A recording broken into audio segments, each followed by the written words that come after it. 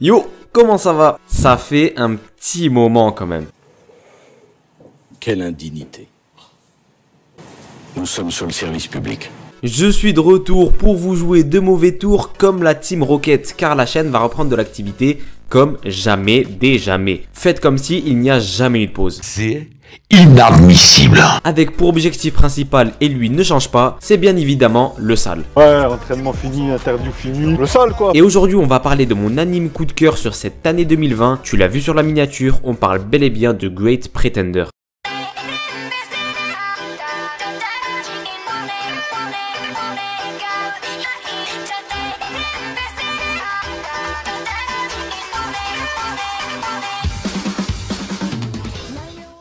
Avant de commencer, tu connais, on va parler du studio d'animation, des créateurs, etc. etc.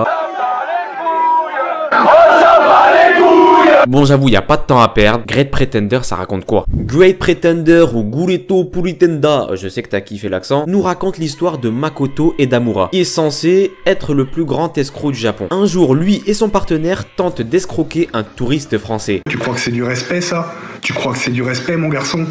Est-ce que tu crois que c'est du respect? Mais plot twist, ce sont eux qui se sont fait avoir. Et le touriste qui était censé se faire arnaquer, prénommé Laurent Thierry, pour un blaze français, t'inquiète pas que ça fait très bien cliché, s'avère être lui aussi un escroc qui les a roulés dans la farine. Makoto Edamura, en voulant poursuivre Laurent Thierry pour mettre au clair cette histoire, va s'engager dans les affaires du français et il sera très loin d'imaginer ce qui l'attend. Cet animé-là a été diffusé pour la première fois à partir du 2 juin 2020. C'est ultra frais et il est disponible sur Netflix. Pas d'excuses de streaming, 10 milliards de pubs, je sais pas quoi. L'histoire se divise en 3 arcs narratifs, c'est-à-dire qu'il y aura 3 grands arcs au cours de ces 14 épisodes. Le premier nommé Los Angeles Connection, le deuxième Singapore Sky ou encore le troisième nommé Snow of London. Ces 3 arcs narratifs vont nous raconter 3 coups que vont faire ce Laurent Thierry, Makoto Edamura ainsi qu'au bon nombre d'autres personnages qui vont graviter tout autour de l'intrigue. Chaque arc narratif va durer environ 5 épisodes, ce qui est pour moi le rythme parfait pour ce type d'histoire. Car là on parle pas de grand arc narratif, on parle seulement de coups de casse. Ce sont des escrocs et leurs coups vont durer environ 5 épisodes.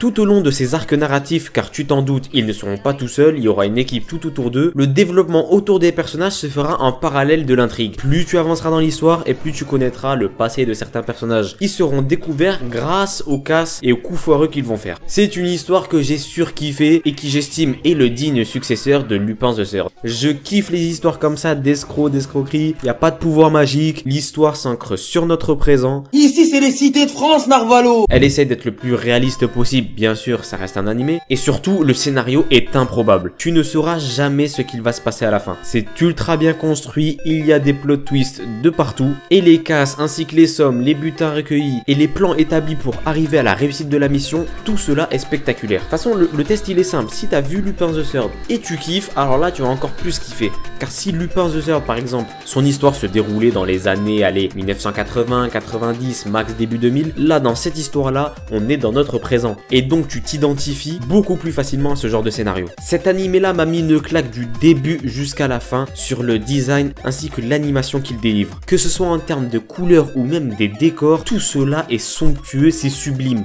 Tu peux faire un screen à n'importe quel moment, ça peut être ton futur fond d'écran. De toute façon ma miniature elle est simple, t'as juste qu'à voir ma miniature, c'est un simple screen de ce qu'il y a dans les épisodes, ça te fait déjà un fond d'écran magnifique. Parce que vraiment l'animation elle est sublime, elle est somptueuse, tu peux dire tout ce que tu veux, elle est fluide du début jusqu'à la fin et c'est vraiment de la très bonne qualité. C'est Wit Studio qui s'est occupé de cette animation et franchement ils ont clairement pas rigolé. Je m'attendais tu vois avec un animé avec un peu de Sakuga dans les scènes d'action etc. Mais là non, du début jusqu'à la fin, du premier épisode jusqu'au dernier, l'animation est incroyable. Moi vraiment le truc qui m'a attiré dès le début c'est les décors et le style qu'ont ces décors. Un peu cartoonesque avec des couleurs flashy etc.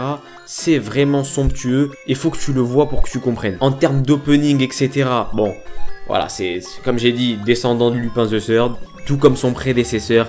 Les openings sont incroyables, que ce soit en termes de musique ou même d'animation. Et l'animation que tu vas retrouver dans l'opening, normalement tu vois, l'opening c'est là où on balance la sauce niveau animation. Là c'est la même. Ce que tu verras dans l'opening, tu le verras lors des épisodes. La bande son générale avec les OST etc. et même les voix en VF sont extrêmement bien réalisées. C'est pas des OST sans fond, non. Là c'est vraiment des OST qui vont t'ancrer encore une fois, comme je te l'ai dit précédemment, sur l'ambiance actuelle qu'on vit. On est en 2020. Et c'est pas des petits OST, etc. Là, non, c'est des OST avec des mecs anglais qui peuvent te lâcher un freestyle comme si t'étais dans le cercle. Et ça m'a rappelé un peu l'ambiance hip-hop que tu pouvais retrouver à certains moments dans, par exemple, l'animé nommé Samouraï Champloo. C'est vraiment un choix artistique osé qui a été pris, qui a été assumé et qui, moi, je trouve, match parfaitement avec le style d'animé qui nous est renvoyé. Dommage que je peux pas te mettre à balle d'OST qu'il y a eu dans l'animé dans cette vidéo, car sinon je vais me faire straquer tous mes ancêtres et tu vas plus me revoir pendant 6 ans. Mais ne t'inquiète pas, je t'ai mis plein de liens d'OST du coup de l'œuvre en description. Les liens sont dans la description. N'hésite pas, si t'as envie de te faire kiffer, va écouter ça. Personnellement, de toute cette année 2020, de tous les nouveaux animés que j'ai pu voir, je vais pas te mentir que j'en ai pas vu beaucoup. Je suis pas du tout animé de saison. Et pour être honnête, je suis tombé sur cet animé totalement par hasard en surfant sur Netflix. C'est et de loin l'animé qui m'a le plus fait kiffer de l'année. Vraiment de loin. Il a vraiment tout pour lui. Une bande son incroyable. Je l'ai vu en VF. La VF, je la trouve vraiment cool. L'animation est incroyable. Les couleurs, le décor et le design global de cette œuvre. Franchement, il m'a fait kiffer à un point inimaginable et donc tu en déduis que c'est un kiff absolu. Je t'invite fortement à aller le voir et à me dire ce que t'en penses dans les commentaires. Donc voilà, c'est une grande réussite. J'ai hyper hâte de la saison 2. Si tu l'as vu ou si tu vas le voir, à me dire ce que t'en penses dans les commentaires. Donc voilà, comme d'habitude, n'hésite pas à liker et à t'abonner pour ne rien louper des futures vidéos, car la chaîne reprend du service. Et moi je te dis comme d'habitude, à plus pour de prochaines vidéos. C'est Aptosan. Ciao.